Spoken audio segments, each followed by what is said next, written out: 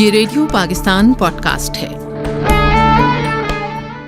ये जो हवेली है, ये रंजीत सिंह के ज़माने में जो लाहौर का जो मिलिट्री कमांडर था, या कह सकते हैं जो कोर कमांडर था लाहौर का, उसकी रिहाइशगाह भी थी इसके अंदर। और उसके साथ साथ जो तमाम खाने में क्या पसंद है? मैं खुद भी, मुझे खाना पकाने का बहुत शौक है। अच्छा। मैं बहुत खाना पकाता हूँ। सियासत को भी मैंने खैर बाद इसलिए कहा कि मैं रियलाइज़ किया कि सियासत जो है अब ये खिदमत नहीं रही, ये एक एम्प्लॉयमेंट है। अब सियासत करना समझे कि आपको एम्प्लॉयमेंट मिल गई है। बहुत सारे लोग हैं, बहुत सी पर्सनैलिटीज हवेली में आती है, बल्कि हम पिक्चर्स देख रहे थे तो कोई पाकिस्तान का ऐसा नहीं था। या जो सबसे बड़ी पर्सनैलिटी, ये बताएं मुझे, हम यही पूछना चाह रहे हैं। वो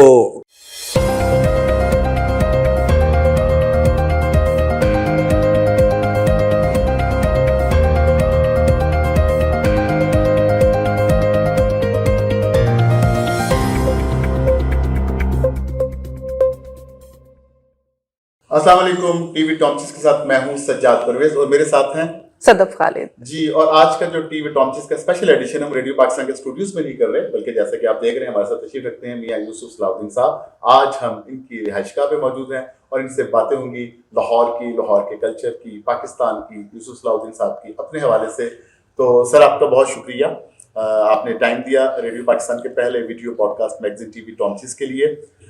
मैं आगाज करूंगा, हमने आपकी हवेली भी देखी, आप इसके इस वक्त कस्टोडियन हैं बारूद खाना की हवेली। ये कब से है, इसका नाम कैसे पड़ा, क्या इसकी सर हिस्ट्री है? ये जो हवेली है, ये रंजीत सिंह के ज़माने में जो लाहौर का जो मिलिट्री कमांडर था, या कह सकते हैं जो कोर कमांडर था लाहौर का, उसकी रिहाइशगाह भी थी इसके अंदर।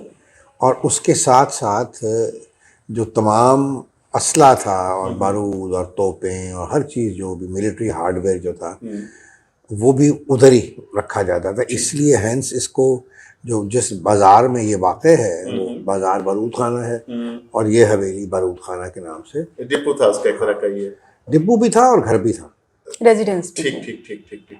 तो सर, अब माशाल्लाह आप इसमें रहते हैं, आप इसके कस्टोडियन हैं, आपकी फैमिली को तक आई है, कैसे पहुंची, क्या सफ़र आप तक कैसे? ये हमारी ख़ानदान के पास आई को तकरीबन 1862-63 में। अच्छा। क्योंकि हमारी जो ओरिजिनल हवेली थी, वो जहाँ अब मंदरून शहर में पानी वाला तालाब है, जो वाटर सप्लाई सिस्टम है, वो क्योंकि सबसे ऊंची जगह थी लाहौर शहर में। और हम हमेशा जो वाटर का होता है, वाटर वर्क्स या वाटर का जो टैंक होता है, रिजर्वायर होता है, वो सबसे ऊंची जगह पे ये चाहे 1 इंच का भी फ़र्क हो, but you have to measure at the highest place. तो वो हमसे हमारे ख़ानदान से अंग्रेज़ों ने उसको, तब अंग्रेज़ों की हुकूमत आ गई थी, उन्होंने एक्वायर कर ली। और एक्वायर करके तो उसके एवज़ हमें ये प्रॉपर्टी, जो बिल्कुल वॉकिंग डिस्टेंस पे है हमारे घर से, तो तब से फिर ये हमारी फैमिली में है। सर, इतनी बड़ी हवेली को मेंटेन करना आसान काम तो नहीं है। तो क्या मेंटेन करना, माँ बस वो सारे दलान ही दलान हैं, उनको 1-2 आध दफा झाड़ू पड़ लेकिन जाता हमने है। आज कुछ चीजें देखी, बहुत कीमती चीजें हैं वहाँ पे।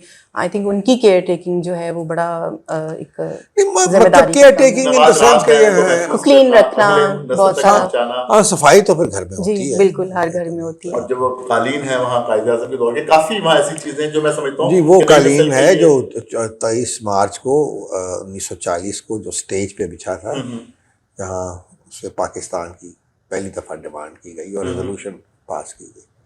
तो ये उसकी खसूसियत है। 2 कालीन और हैं जो अब अल्लामा इकबाल को गिफ्ट किए थे। जी बिल्कुल, जो वॉल पे हैंग हुए हुए थे, जो अफगानिस्तान के बादशाह थे। ठीक।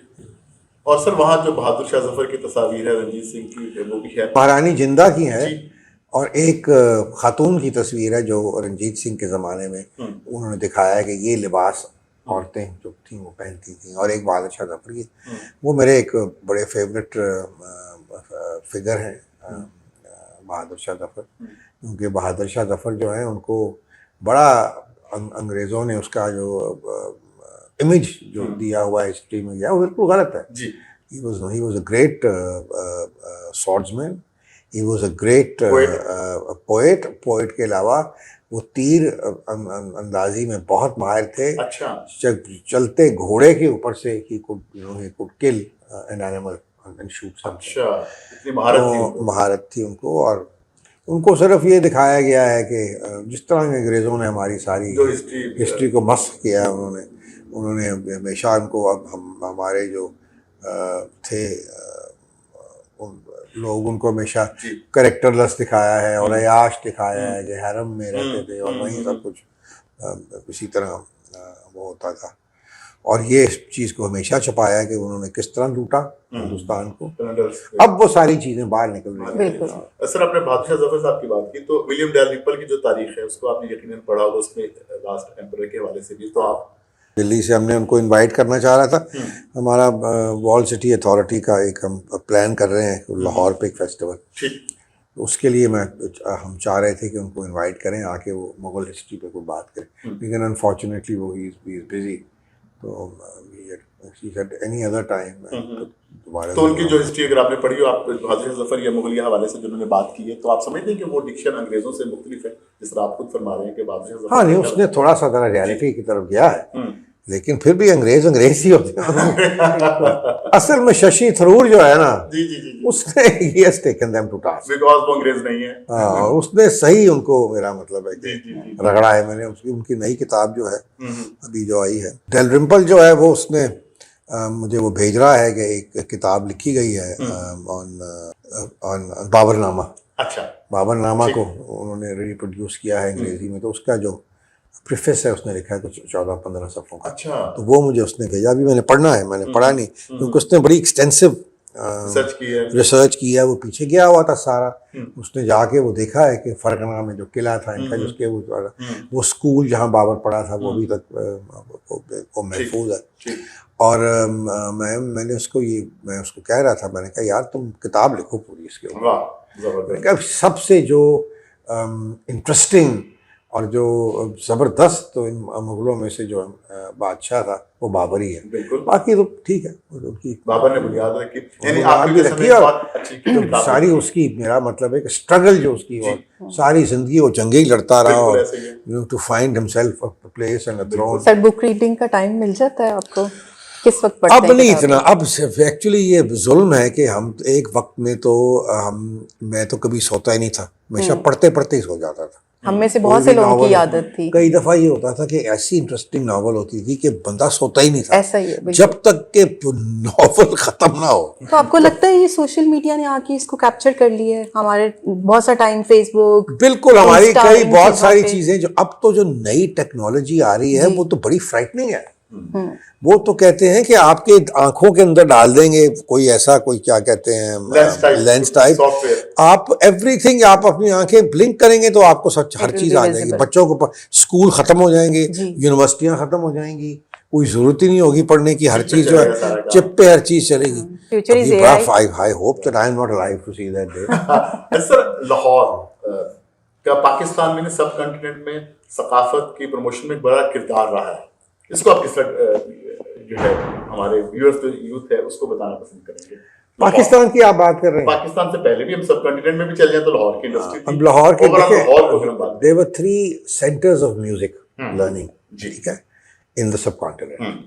एक लाहौर था जी, एक बनारस, ठीक, और तीसरा कलकत्ता, बंगाल म्यूजिक। बिल्कुल ठीक। ये 3 मेन सेंटर्स थे। और लाहौर की अपनी एक बहुत अहमियत रही है। एक जाहिर बात है, पंजाब हमेशा से ही एक बड़ा सूबा था, एक बड़ा रंजीत सिंह के ज़माने में आप कह सकते हैं एक मुल्क था, और सारा पंजाब जो था सारे हिंदुस्तान को फीड करता था। बिल्कुल ऐसे ही अभी भी ये बात जो है ये सही है कि पंजाब फीड करता है। अब तो खैर एक लाहौर को आप किस सेपरेट आइडेंटिटी के तौर पर जो लाहौरी हैं वो खुद ही एक सबसे बड़ी सकाफत है। अरे वाह, जो जिनकी सोच ये है कि लाहौर है। बिल्कुल। तो लाहौर की एक जो सब सकाफत है, लाहौर के लोगों की जो एक वार्मथ है, जिस गर्मजोशी से ये बाहर के लोगों का इस्तकबाल करते हैं या उनके साथ ट्रीट करते हैं, उनके साथ वेरी लार्ज हार्टेड, अंदरून शहर के लोग जो हैं ख़ास तौर पे उन शायद उनके मकान छोटे हैं लेकिन दिल उनके बहुत बड़े प्योर हैं। At heart. ठीक है, बिल्कुल। वो कभी भी बाहर से, अगर आप बाहर से आए हैं, लेट्स से आप इंडिया से आए हैं, कहीं और से आए हैं, तो ज़रूर आपको पूछेंगे, आप किसी दुकान पे जाएंगे तो वो कहेंगे कि खाना खा के जाओ या लस्सी पी के जाओ या मेहमान कुछ नवाज़ी। मेहमान नवाजी बहुत ज़बरदस्त है। तो यही लाहौर का एक कल्चर है। और फिर लाहौर का आपको पता है कि चाहे वो अंदरून लाहौर हो या आपका नया लाहौर हो, अब तो हम देखते हैं कि रोज़ाना के हिसाब से कई रेस्टोरेंट यहाँ खुलते हैं और सब चल रहे हैं। बिल्कुल बिल्कुल। और म्यूजिक में भी लाहौर का सर वो यूसुफ सब ट्रेडिशन खाने में भी क्या रहा। पसंद है? मैं खुद भी, मुझे खाना पकाने का बहुत शौक है। अच्छा। मैं बहुत खाना पकाता हूँ और खाने में अच्छा खाना बिल्कुल मुझे पसंद और है। आपको सबसे अच्छा पकाना क्या था, या आपको क्या दिल चाहता है जब आप फ्री हो कि मैं ये नॉर्मली बनाऊं जब dish? मैं खाना तो मैं पाकिस्तानी देसी भी पका लेता हूँ, लेकिन मेरी जो ख़वातीन हैं घर में करती हैं जी जी। वो इतनी जीनियस हैं कि मुझे कभी देसी खाना बनाने की ज़रूरत ही नहीं पड़ती, वो मेरे से बेहतर ही बनाती। Okay. हाँ, मैं कोई इटालियन खाना हो, फ्रेंच हो, इस तरह का वेस्टर्न खाना जो है वो मैं So do you believe in diet? कुछ नहीं, मेरा एक सिस्टम इस तरह का है कि मैं सुबह जो मेरा ब्रेकफास्ट है जी। वो कोई चंद बादाम जो रात Okay. के भिगोए हुए हो और एक दूध पत्ती की प्याली, that's I start my day with. Lunch I have अंडे देसी, मैंने घर पे ही मुर्गियां रखी हुई वहाँ हवेली में, Great. तो वो अपने घर के ही अंडे आते वाह। हैं तो वही जबरदस्त। वो organic is good. Organic, everything is organic. आटा भी अपने घर का होता है, ग्रेट। बारानी इलाके का, जहाँ कोई खाद वाद या कुछ उसमें नहीं इस्तेमाल होती। तो जितनी भी अपनी रावी के ऊपर एक छोटा सा हमारा फार्म है, वहाँ हम अपनी फैमिली के लिए सिर्फ Vegetables वगैरह वेजिटेबल्स कुछ नहीं है, Okay. वेजिटेबल्स, फ्रूट, जी। लीची बहुत ज़बरदस्त होती है अच्छा, वहाँ की। great. और लाहौर ट्रेडिशनली लाहौर की लीची। So do we hope कि रावी next time हम फार्म पे आ रहे हैं? आप आए बिल्कुल जी, फार्म पे, बिल्कुल। आपको मौसम में आए तो आपको लीची खिलाएंगे, ठीक हो गया, ठीक हो गया। फालसा खिलाएंगे, फालसा बहुत। ओके। लाहौर कितना बदल गया सर? आपने बात कर रहे थे जो उसका स्पेशली, मुझे नहीं पता, मैं तो म्यूजिक का जो है, मैं लिटरेचर तो का जो पुराने है, जो लीजेंड्स थे, अब मैं तो पुराने लाहौर में चला गया हूँ। अच्छा। इसलिए वहाँ का माहौल जो है अभी तक बहुत सारा माहौल इस तरह है कि उसमें शायद लोग देखें, एक तो ये है कि वहाँ सब एक फैमिली की तरह रहते हैं, ठीक। सब एक दूसरे का एहसास करते हैं, ख्याल करते हैं, अच्छे बुरे लोग हर जगह होते हैं, लेकिन ये पता होता है कि मोहल्ले में किसकी शादी है, वो खुशी बच्चे गमी। की शादी है, वो यतीम है, उसके लिए किसने क्या किसी को क्या हेल्प करना चाहिए। है, हेल्प चाहिए। मोहल्ले के बच्चे, लड़के जो हैं, चाहे जैसे भी हों, जब भी इस तरह की कोई चीज़ होती है, तो मोहल्ले की बच्ची की किसी की शादी है या किसी की, तो वो जो लोग हैं वहाँ उनकी मदद के लिए भी आते हैं। जो लोग बाअसर हैं या तो वैसे बेटर प्लेस, वो उनकी इमदाद भी बिल्कुल करते ठीक है। हैं। ठीक वो है। और जिस तरह मेरा घर है, मेरा घर जो है उसमें एक एरिया है, एक कोर्टयार्ड जो काफ़ी बड़ा है, और वो सबके लिए होता है, खुशी की खुशी हो, हमने गमी देखा हो, बहुत शादी सारी हो। वीडियोस, क्लिप्स जैसे आपके इंस्टा पे आते हैं, यूट्यूब वीडियोस वगैरह, बड़ी हैपनिंग शामें होती हैं। तो आपका म्यूजिक में खुद का इंटरेस्ट है, या आपकी कोई गैदरिंग्स ऐसी बन गई, फ्रेंड्स ऐसे सर्कल हो गया? नहीं, मेरा तो म्यूजिक का प्रोग्राम है ना जो जी, मैं जी। करता था लेकिन आपका अपना पाकिस्तान interest- टेलीविजन के लिए। जी जी। एक्चुअली म्यूजिक ये जो है ये एक ऐसा एक मैंने मुझे इस बात का इल्म है कि यहाँ जब इस सब कॉन्टिनेंट पे इस्लाम आया, जी जी। तो कोई मौलवी या कोई बादशाह या कोई मजहबी जमात इस्लाम यहाँ लेके नहीं आई, ठीक। सिर्फ सूफिया इस्लाम बिल्कुल लेके आए। ठीक फरमा रहे सूफिया का वो इस्लाम था जिसने नॉन मुस्लिम्स को बहुत अट्रैक्ट किया। बिल्कुल। तो ये मैं आपसे कह रहा था कि सूफिया ने भी म्यूजिक को, कवाली क्या थी? जी। कवाली हज़रत निज़ामुद्दीन औलिया के ज़माने से शुरू हुई कवाली, और उसने बहुत अट्रैक्ट किया। हाँ, और ये कवाली सेंट्रल एशिया से आई, जो ज़िक्र का जो एक सिलसिला था जो मुसलमानों में, जो सूफिया थे बड़े जीनियस थे, उन्होंने सबसे पहले तो ये किया कि उन्होंने लोकल कल्चर को एक्सेप्ट किया। अडॉप्ट किया और उन्हीं ठीक के है? हवाले से उनको बात लेकिन you have to be clear, हर चीज़ को एक्सेप्ट नहीं किया उन्होंने। जो चीज़ आप हमारे मज़हब से क्लैश करती थी उसको रिजेक्ट कर दिया। मैंने जब सियासत को खैराबाद कहा, और सियासत को भी मैंने खैराबाद इसलिए कहा कि मैं रियलाइज़ किया कि सियासत जो है अब ये खिदमत नहीं रही, ये एक एम्प्लॉयमेंट है। अब सियासत करना समझे कि आपको एम्प्लॉयमेंट मिल गई है, अच्छी जगह आपको मिल गई है, अच्छी नौकरी मिल गई है, अब आगे आपके बच्चों को भी अच्छी नौकरियां मिल जाएंगी और आपका सिलसिला जो है ये चलता रहेगा। इसमें कोई खिदमत और ये वो सारा जो है ये बिल्कुल एक लोगों के लिए एक जो भी है। मैं उसी तरफ आ रहा था कि माशाल्लाह आपके हल्का बाब में हर पॉलिटिकल पार्टी के अहम रहनुमा आपके दोस्त हैं, आपने खुद भी एमपीए भी रहे, तो वो तजर्बा आपने पहले ही बता दिया कि आपने खैर बात कह दी है, तो वो टेन्योर कैसा था, उसमें क्या आप समझते थे, आप जो एक मोटिव से गए वो पूरी नहीं हुई थी? मैं तो मैंने जब एक देखिए मैं आपको बताऊं, to be very honest, everybody self centred, तो मेरे लिए बड़ा मुश्किल था। मुझे देखिए मैं जिस खानदान से मेरा ताल्लुक है, मेरे बाप के खानदान, मेरे माँ का खानदान, उनकी कितनी स्ट्रगल थी पाकिस्तान में। बिल्कुल ठीक। तो अब हमें तो हमारी तो ट्रेनिंग ही और किस्म की थी। तो अब तो ये है कि कायदे आज़म और इकबाल को एक सिंबल बना लिया गया, की तरफ भी हम तवज्जो नहीं करते। ठीक है, ये बड़ी अच्छी बात है, एक दिन आता है आप मना लेते हैं। लोग क्या करते हैं, कोई इकबाल डे को या कायदे आज़म डे को उनको याद करते हैं, घर बैठते हैं, छुट्टियां मनाते हैं, टीवी देखते हैं, रोटियां खाते हैं। बिल्कुल ठीक है। हालांकि मैंने कई दफ़ा कहा है कि जब ये इकबाल डे की छुट्टी बंद हुई थी, मैंने कोई इतराज़ नहीं है, आप ये करें कि इकबाल डे और कायदे आज़म डे की छुट्टी वाले दिन आप तमाम अपने स्कूल्स और कॉलेजेस यूनिवर्सिटियाँ जो हैं उनको ये ऑर्डर दें कि उस दिन बाकी सारा दिन छुट्टी होगी, लेकिन तकरीब होगी एक जिसमें आप इनकी बात होगी, इनकी बात होगी। हमारे बच्चों को नहीं 14 अगस्त को है उसकी बात हो, और जो चीज़ें हैं छुट्टी देने से उनको क्या फ़ायदा, आप कुछ दे रहे हैं कि वो इंतज़ार करते हैं, वो पहले से प्लानिंग करते हैं, हमने कौन से रेस्टोरेंट में जाना है, हमने क्या करना है, छुट्टी आ तो उस छुट्टी उसको ना बनाए, उसको यूज़ करें। कौमें इसी तरह बनती हैं। अनफॉर्चुनेटली हमने अपनी नेशन बिल्डिंग नहीं की।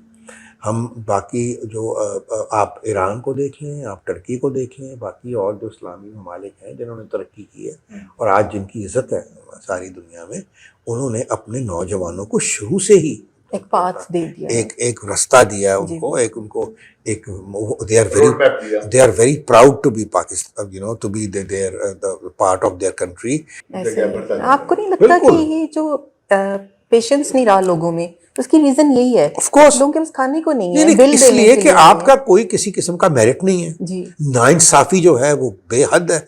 आप यही देख लें कि किसी मतलब कितने केसेस, कितने क्या कुछ होता है।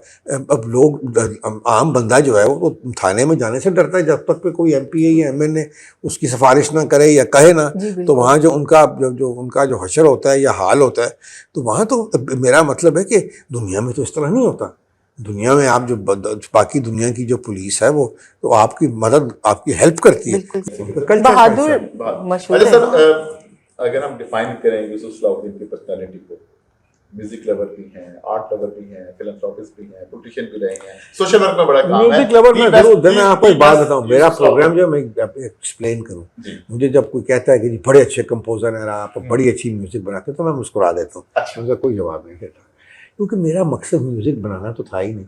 मेरा मकसद तो था कि अपने नौजवानों तक अपनी आइडियोलॉजी, उसमें इकबाल शनासी है, उसमें गालिब शनासी है, उसमें आपके सूफिया के कलाम की शनासी है, कि ये चीज़ें लोगों तक पहुँचे और सॉफ्टली पहुँचे। तो ये भी नहीं कि अब मैं कुछ इस तरह खड़ा होकर तकरीर कर रहा हूँ, लोग डंडे मार रहे हैं मुझे कि ये क्यों, ये क्या हो गया, और सुनना भी नहीं चाह रहे, यौन भी। ये म्यूजिक तो ऐसी चीज़ है जो दिल पे उतर जाती है और असर रखती है। और अल्लाह के फजल से मैं बड़ा इस बात पे मैं वेरी सेटिस्फाइड कि मेरा जो यूट्यूब का चैनल है उसको 75% यूथ देखती है, from the age of 13 to the age of 34। And he has a huge following.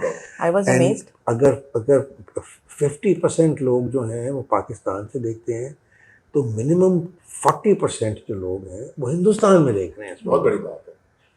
और ये एक मेरे लिए बड़ी एक मैं खुशी का मैं सोचता हूँ। हालांकि मैं जब तक यूट्यूब का चैनल नहीं बनाया था मुझे नहीं पता चलता था कौन देख रहा है, कौन नहीं देख रहा, क्या हो रहा है, क्या नहीं हो रहा। अब मेरे पास क्योंकि उसके एनालिटिक्स आते हैं, डेटा आता है, मैं जब चाहूँ खोल के देख लूँ कभी कितने लोग देख रहे हैं, कितने लोग नहीं देख रहे, क्या हो रहा है, कहाँ हो रहा है, किस मुल्क में ज़्यादा देख रहे हैं या कम देख रहे हैं, औरतें कितनी देख रही हैं, मर्द कितने। ये अब टेक्नोलॉजी का ये तो फ़ायदा है। बिल्कुल। तो दैट इज़ वेरी हार्टनिंग, क्योंकि मेरा मकसद ही एक प्रोग्राम करने का ये था कि मैं नौजवानों तक अपना एक पैगाम पहुँचा सकूँ। आपने सर, आपके वजह से बहुत से नए नाम उभर के सामने अब अपनी एक शनाख्त बन गए। आपको किस अपनी जो है, मेरे सारे ये बच्चे हैं, साहिर अली बग्गा हो, राहत हो, अली जफ़र हो, सनम मारवी हो, हिना नसरुल्लाह हों, अल्लाह आपका भला करे, सारा रज़ा हों, अली अब्बास हों, बहुत सारे बच्चे हैं जिनके मेरे साथ आई थिंक शबनम मजीद भी, शबनम मजीद हों, हुमैरा अरशद कोयल है वो हों, तो, सब बहुत प्यारा गाती है। बहुत हमने इकट्ठे सबके साथ काम किया। और फरिया परवेज के ये तो साथ सर सारे ही लाहौर के जितने भी माशाल्लाह ये आप पाकिस्तान के सब आपके एक तरह के दरियाफ्त कर रहे हैं, लेकिन आपको अगर मैं कहूँ 1 2 3 रेटिंग करें, मुश्किल तो आपके लिए भी होगा, लेकिन आप किसको कहते हैं जो आप समझते हैं कि दी बेस्ट 1 2 3 दीज है आपका? नहीं, हर एक का अपना अपना स्टाइल है। ठीक सर, आपकी हवेली में खुदा के लिए और काफी फिल्मों की शूटिंग और फिर टीवी भी कभी हुआ, सारा कुछ हुआ, तो जो एक आम है उसके नजदीक बड़ा एक ये लाइफ जो है बड़ी इंटरेस्टिंग सी है कि शौक भी पूरा हो रहा है, म्यूजिक भी है, महफिलें भी सॉफ्ट है, तो लोग डिमांड भी करते होंगे आपसे, फरमाइश भी करते होंगे जब इस किस्म की शूटिंग हो या रिकॉर्डिंग तो हमें भी इनवाइट करें। हाँ। एक बड़ा प्रेशर भी आपके पास होता प्रेशर होगा। भी है। मैं एक इंटरव्यू दे रहा था एक वेब, तो वो खातून मुझसे कहने लगी कि कैसे बड़ी, हैंडल करते हैं फिर? नहीं मुझे सुना है कि अब एक ये भी आपके बारे में है कि आप बड़ी पार्टियां होती हैं और यहाँ पता नहीं क्या क्या होता है, तो आप कैसा फील करते हैं? मैंने कहा मैंने जूते की नोक के ऊपर रखी हुई सारी चीज़ें, ठीक है। मैंने कहा ये मेरा और मेरे खुदा के दरमियान मामला है। नहीं, हमें तो सवाल से सर बात नहीं, मैं वैसे ही मैं आपको बता रहा हूँ। मैंने कहा कि तो मैंने कहा कि ये चीज़ें जो हैं ये हमेशा क्योंकि हम जो लोग हैं हमारे यहाँ के, हम गॉसिप करने के मास्टर हैं, और मैंने कहा दुनिया भर में तो औरतें करती हैं, हमारे मर्द भी गॉसिप करते हैं, बिल्कुल तो नहीं बुरे। तो मैंने कहा मुझे कभी भी इन चीज़ों का फ़र्क नहीं पड़ा। मैंने हमेशा अपनी ज़िंदगी अल्लाह के फजल से उसी तरह जी है जिस तरह मैं चाहता था उसको जीना। बाकी हिसाब किताब मेरा जो है वो ऊपर होना है, इन लोगों ने नहीं करना मेरा हिसाब किताब, तो आई एम नॉट बॉदर्ड। मैं तो सर सवाल ये किया था कि प्रेशर को कैसे आप लेते हैं? कोई दोस्त नाराज भी नहीं, होता कोई होगा? नहीं, ऐसा नहीं होता है, मैं कोई मुझे लगता नाराज है नहीं जिस होता तरह का मुझे। इनका जो मैं समझ रही हूँ कि ये लोगों से मिलना जुलना इनको पसंद है, जिस तरह सोशल लाइफ जो इनकी है, जब मेहमान आते होंगे ये खुश होते होंगे, ऐसा नहीं हो सकता कि वो जिस तरह का इनका सेटअप है। फिर बच्चे हैं मेरे, नेफ्यूज नीसेज हैं, वो उनके भी फ्रेंड्स उनकी कई दफ़ा शादियों का महफिल हो जाती है, कभी किसी का निकाह हो रहा होता है, किसी की बर्थडे हो रही होती है, कभी उनके बच्चों की अपनी कोई दावतें चल रही होती है, तो रौनक लगी रहती है। मैं तो बड़ा I feel very nice. Sir यही माशाल्लाह का आपकी फ्रेशनेस का राज भी है। बहुत सारे लोग हैं, बहुत सी पर्सनैलिटीज हवेली में आती है, बल्कि हम पिक्चर्स देख रहे थे तो कोई पाकिस्तान का ऐसा नहीं था या जो सबसे बड़ी पर्सनालिटी, ये बताएं मुझे, हम यही पूछना चाह रहे हैं। वो कायदे आज़म की बेटी थी। हाँ। उससे बड़ी पर्सनालिटी वहाँ लेडी डायना भी आई, बहुत आपकी एक पिक्चर्स भी बड़ी हिट हुई थी, सब न्यूज़पेपर्स का दौर था कि आप इशारा कर रहे हैं वो आपके साथ खड़ी हैं। वो लगी हुई तस्वीर वहाँ जी है। जी जी जी। वो मैं उनको तस्वीर दिखा रहा था उनकी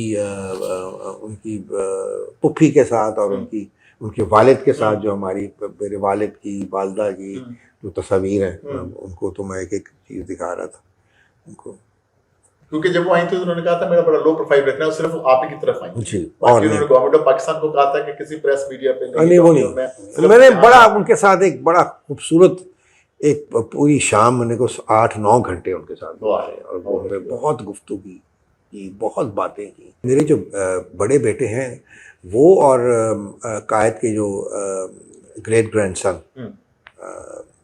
जे, ये दोनों इकट्ठे पढ़ते थे अमेरिका में, बॉस्टन में एक ही कॉलेज में। अच्छा। तो ये जब क्योंकि अपना मिसेस वाडिया जो हैं इनकी कायद की जो बेटी थी, उनका एक न्यूयॉर्क में घर है और एक मायामी में। न्यूयॉर्क में मायामी में जब न्यूयॉर्क में ठंड हो जाती थी तो मायामी चली जाती थी, वहाँ ज़रा मौसम वहाँ एक जगह पर। तो ये बच्चे पीछे से फिर कई दफ़ा इनको छुट्टियाँ होती थी तो उनके पास उनके घर रहने इनको इजाज़त थी कि जाके वो रह सकते। तो बेटा मेरा मुझे बताया करता था कि अब्बा जो तस्वीरें कायद की वहाँ लगी हुई हैं वो आपने कभी देखी नहीं, किसी ने नहीं देखी, उन्होंने कभी दी नहीं किसी को वो तस्वीर। तो फिर ये जब आए यहाँ पाकिस्तान आए, उस वक्त जना मुशर्रफ की हुकूमत थी और शहरियार खान जो हमारे BCCP के चेयरमैन थे, उनके इनविटेशन पे उन्होंने उनको बुलाया, उनकी सारी फैमिली को। तो ये बच्चे जलाल मेरे बेटे ने फिर एक दावत की वहाँ हवेली के अंदर, और सारे इंडियन उनके जो दोस्त थे वो भी, जो सिंगर्स और एक्टर्स और जो विजय माल्या जो उनका एक इंडस्ट्रियलिस्ट, उनके बहुत से लोग उनके वहाँ से आए। तो वहाँ अपना नस्ली जो है अपना कायद के जो ग्रैंडसन है ये भी आए, इनके बेटे भी आए सारे। तो वो बड़े हैरान हो गए, उनको खैर इतना नहीं पता, यहाँ तो बहुत सारी तस्वीरें उन्होंने देखी कायद आज़म की, तो और फातिमा जना की, और बड़ी रेयर है वो भी ना, वो भी तस्वीरें, तो मुझे वो कहने लगे what is your connection with grandfather. मैंने कहा बैठ जाओ उधर, मैं तुम्हें बताता हूँ। ठीक है, खैर मैंने उसको सारा जो भी उनकी मेरे दादा की जो पोलिटिकल हिस्ट्री थी और इकबाल के साथ क्या रिलेशनशिप थी, तो वो फिर मैंने उनको कहा, मैंने कहा बस एक ख्वाहिश रहेगी कि आपकी वालदा से मुलाकात करनी। अच्छा, तो वो कहने लगे कि अब बड़ा मुश्किल है क्योंकि कल तो हम जा रहे हैं कराची, हम फिर कभी जिंदगी में कभी आप बॉम्बे आए हुए, बड़ा मुझे दिल को ना एक बहुत धचका क्या मतलब कि वो एक ख्वाहिश थी अगर पूरी हो जाती। दूसरे दिन उनका फ़ोन आ गया, उन्होंने कहा मेरी वालदा को पता लगा, उन्होंने अपनी फ़्लाइट तो क्या अपने जहाज़ पे आए तो उन्होंने कहा वो कह रही मैं परसों जाऊँ और मैं आपकी तरफ ज़रूर आऊँ। तो मैंने कहा फिर खाना खाएं, उन्होंने कहा नहीं खाना हमें आप उधर खिलाएं, कुक्कूज़ कैफ़े। अच्छा कुक्कूज़ कैफ़े, मैंने कहा अच्छा। खैर उस वक्त तो मैंने नहीं पूछा कि क्यों, फिर मैंने वहाँ अरेंज किया खाना सारा, क्योंकि अब वो ऊपर सीढ़ियों के ऊपर भी उनका है कुक्कूज़ कैफ़े, तब कुक्कूज़ कैफ़े ही था और वहाँ फूड स्ट्रीट नहीं बनी थी। तो नीचे ही जो उसका एक स्टूडियो था इकबाल हुसैन का, उधर ही मैंने सब ने खाने का वहाँ अरेंज किया। तो उसके बाद फिर खाने के बाद फिर ये मेरे यहाँ ये तशरीफ़ लाई दिल्ली में। अब हम बैठे हुए हैं खाने की मेज़ पे, तो मुझे शहरियार साहब ने कहा कि आप उनके पास बैठ गए नेक्स्ट तो। तो मैंने उनको बड़ी अब उनका एक रोब भी था, she look just like her father, उनका बोलने का अंदाज भी, अब आवाज़ भी उनकी गरजदार थी अपने बाप की तरह। मुझे तो लग रहा था कायदे आज़म में बैठे हुए हैं, ऑनेस्टली मैंने तो नहीं देखा, लेकिन एक उनकी पर्सनैलिटी के बारे में इतना बुजुर्गों से सुना था, हर बुजुर्ग से सुना था कि वो ऐसे थे, इलेक्ट्रीफाइंग उनकी पर्सनैलिटी थी। और तो मैंने डरते डरते ना उनसे मैंने पहले तो ये कहा, मैंने कहा मैम आपके वालिद ने ये मुल्क बनाया था, लेकिन लगता है कि हमने कोई उस चीज़ की कदर नहीं की, हमने उसका बेस्ट कर दिया। वैसे देखती नहीं, नो डोंट से दैट। बड़ा बुरा लगा उनको, ये बात उनको बिल्कुल पसंद नहीं आई। हाँ मुझे खुशी हुई, मैंने कहा ये अच्छी बात है, ये उस तरफ जा रही है, पॉजिटिव नोट पे आई।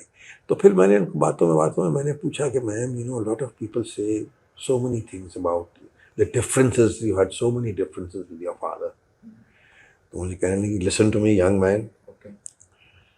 I and my father only had one difference of opinion and that was my marriage, nothing else। यानी कि उसने साफ कह दिया कि उसके अलावा हमारा कोई डिफरेंस था ही नहीं, बाकी जो मेरे वालिद ने किया बिल्कुल सही किया बेसिकली।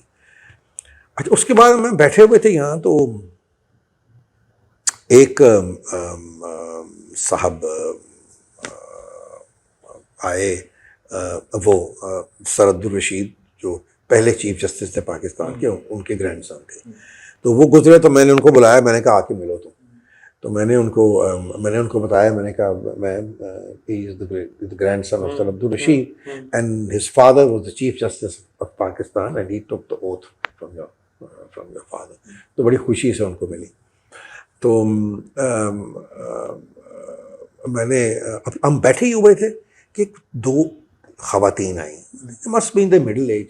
अब लोगों को पता तो था ही कि कायदे आज़म की जो बेटियां वो आई हुई हैं, तो उन्होंने उनको जब देखा, अब उसकी मैं एक्सप्रेशन देख रहा हूँ, वो देख रही हैं उसकी तरफ, और वो यानी कि उनको एक इमोशनल सा कुछ अच्छा वो आई उनकी तरफ और आके उन्होंने बात करने की कोशिश की, मैम उनके चोक हो गई, बिल्कुल इमोशन के साथ, आंखों में आंसू और चोकिंग, और वो कहने लगी sorry ma'am please have your, और वो भाग गई ऊपर, वो रुक ही नहीं सकी।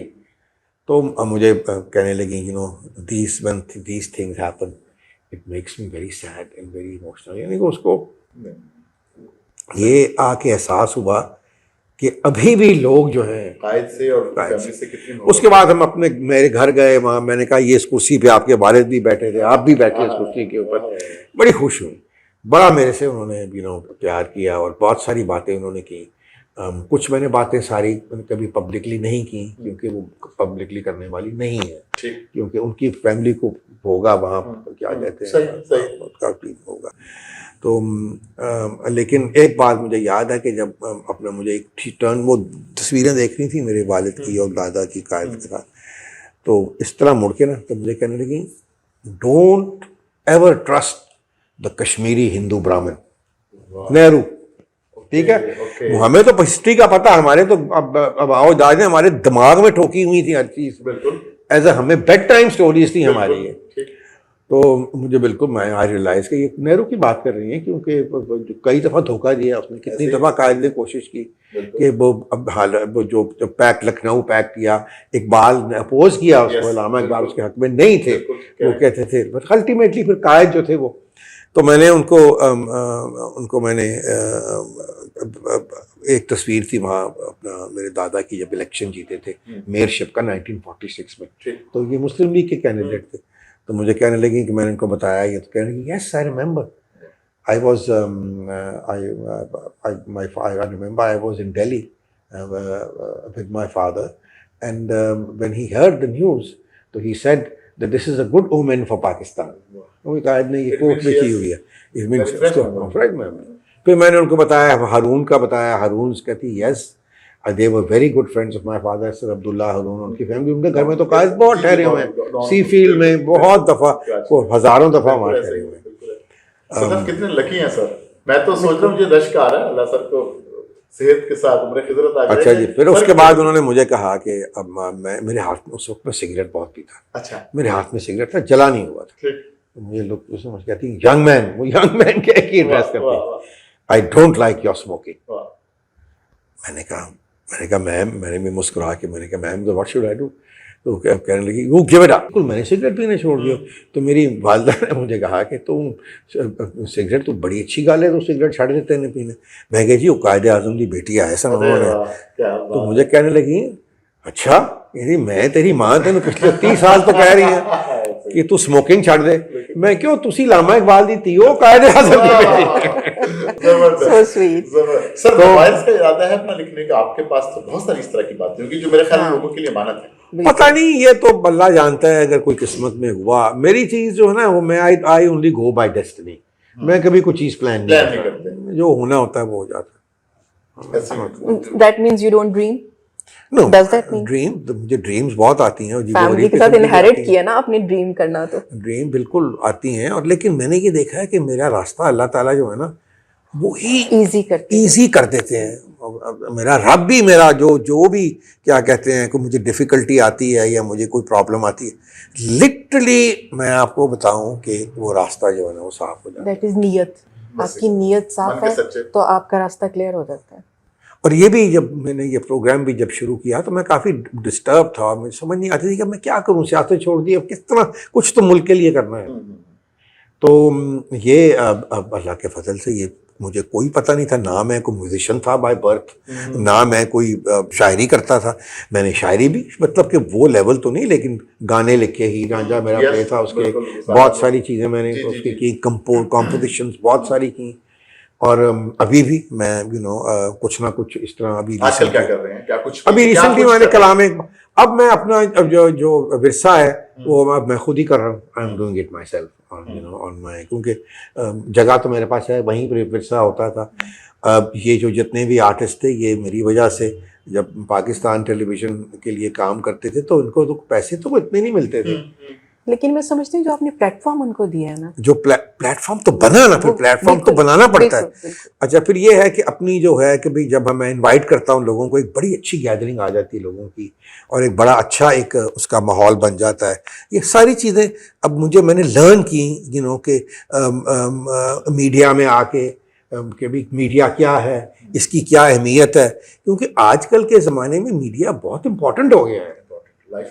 ये लाइफ तो हो सकता था आप इंट्रोवर्ट हो जाते, घर बैठ जाते साथ के बाद, लेकिन ये जो आपने कहा कि आई फेल्ट दैट एनर्जी कि मैं बाहर निकलूं, नहीं वो मैं तो देखिए जब डू यू थिंक कि हो सकता है अगर मेरे लिए कुछ ना होता जी, ये रास्ते ना निकलते तो मैं इंट्रोवर्ट हो जाता। ये तो अल्लाह के हाथ में था, उसने मुझे बहुत से रास्ते मुझे हाँ बिल्कुल। आप ये सोचें कि इस उम्र में 50 साल की उम्र में जाके आप आपके एक माइंड के ऐसी कोई नई खिड़कियां खुल गई जिनको आपको खुद नहीं पता था कि आप ये अचीव कर सकते हो। और आपने करके दिखा। और मैंने कसम से मैं आपको ये बताऊं, मैं बड़ा हंसता हूं, मुझे कोई कहता है कि आप, मैंने कहा मेरे लिए ये हो जाता है, मैं नहीं खुद करता। मैंने कहा मुझे समझ नहीं आती कि किस तरह होता है। मैंने कहा मैं जब कंपोज करता हूं तो मैं चीज मेरे हाथ में होती तो उसकी कॉम्पोजिशन मेरे माइंड में आ जाती। मैंने कहा मैं कोई ये तो नहीं देखता कि ये कौन सा राग है, बाद में मुझे बग्गा बता रहा होता है, लो जी ये राग है, या राहत बता रहा होता है कि ये राग है। ब्लेस्ड। तो इसी लिटरली इस तरह होता है। एक दफा मुझे याद है कि राहत के साथ हम बैठ के, तो उसमें स्टूडियो बैठा था और अपना हमारे बहुत बड़े राइटर हैं SM सादिक साहब, उनके बहुत सारे गाने उनकी नातें थी, राहत रिकॉर्ड कर रहा था स्टूडियो में। तो मुझे पूछने लगे सादिक साहब कि कुछ तुहानू दिल नू लगी? मैं दसा ऑनेस्टली मैंने वाले दिल नू कुछ नहीं लगे, मैंने उन्हीं को मजा आया। कहने लगे अच्छा। उन्होंने कहा वो बैठे बैठे उन्होंने एक नात लिखी, ऐसे उन्होंने लिखी और वो राहत को देने लगे, तो मैंने कहा नहीं मुझे दो। अच्छा। अब मैंने अपने हाथ में पकड़ी और मैंने उसको उतरी कंपोज कर दी उसी वक्त ही। और वो इस वक्त मैं समझता हूँ कि जो पाकिस्तान की जो बहुत ही ज़्यादा सुनी वाली नातें हैं, वो पंजाबी की नात है एक ख्वाब सुनावा, और वो उधर ही बैठ के उसी वक्त ही हमने रिकॉर्ड की, उसी वक्त ही। राहत ने, क्योंकि स्टूडियो था, वोकल था, फौरन हमने उसके वोकल कर लिए, बग्गे को भेजी, उसने उसकी म्यूजिक बना दी। फिर उस वक्त तुम कह रहा हूँ हर रमज़ान में मैं एक नात की एल्बम कंपोज करता हूँ, काफ़ी मैंने कंपोज की हैं एल्बम्स नातों की। तो फिर उस प्रोग्राम में हमने ये की, और अब पता नहीं कितने मिलियन, कोई 200-300 मिलियन तक उसके व्यूज़ हैं।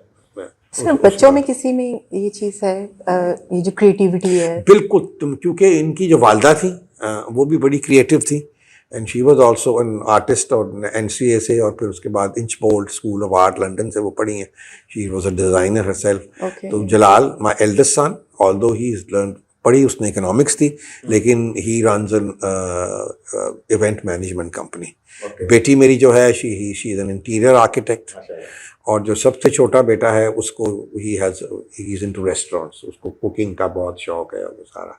लेकिन अल्लाह के फजल से किसी बच्चे को हमने कोई पैसे नहीं दिए, नहीं कोई पैसे नहीं दिए, कोई चलता चलाता बिजनेस उनके हाथ में नहीं दिया, ऑल सेल्फ मेड अल्लाह के फजल से, ऑल थ्री ऑफ देम माशाल्लाह।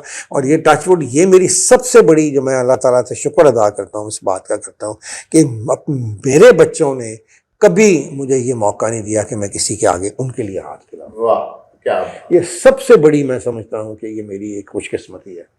बाकी तो खैर इंसान में दुनिया में चली जाता। दूसरा ये है कि शुक्र है कि ये भी उनमें कोई ऐसी बात नहीं है कि उनको बड़ी बड़ी गाड़ियाँ चाहिए, या उनको डाले चाहिए पीछे लगे हुए, या उनको कोई बहुत ब्रांडेड कपड़े चाहिए। Not at all status conscious.